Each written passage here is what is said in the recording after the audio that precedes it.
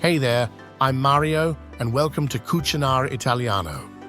Today I'm going to show you how to make a classic and incredibly delicious chocolate pudding.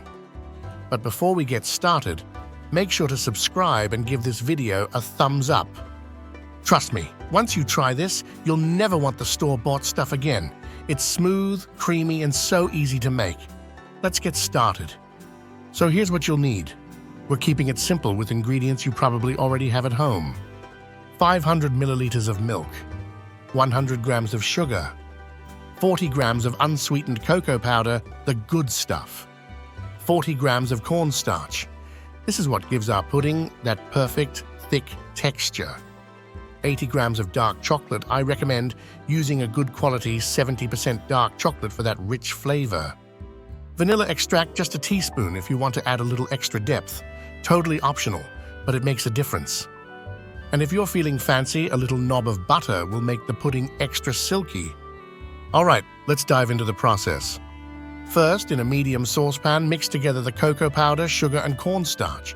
This step is super important because it keeps everything nice and smooth later on. No one likes lumps in their pudding, right? Now slowly pour in the milk while whisking constantly. You want to make sure the dry ingredients dissolve completely and that you've got a nice, smooth mixture before we even start heating it. Once everything's mixed up, put the saucepan over medium-low heat. Keep whisking. I know it sounds like a lot of work, but trust me, it'll be worth it. You're looking for the mixture to start thickening, and that's your sign that things are moving in the right direction. Now comes the best part, adding the chocolate. Once your pudding starts to thicken, toss in those chunks of dark chocolate and stir until they melt completely. The chocolate gives the pudding that rich, deep flavor we all love. Optional step. If you want, now's the time to add in that teaspoon of vanilla extract for an extra layer of flavor. And for those of you who want it ultra creamy, throw in a little butter. It'll make the texture smooth as silk. Time to cool it down.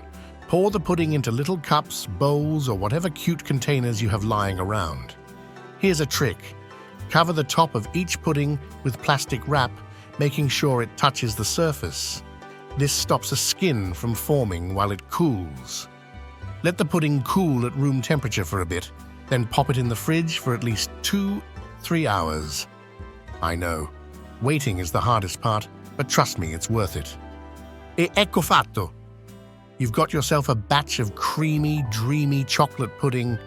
Serve it as is, or if you're feeling extra fancy, top it off with some whipped cream, chocolate shavings, or even fresh berries.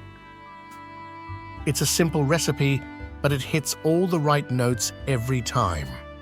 Buon appetito!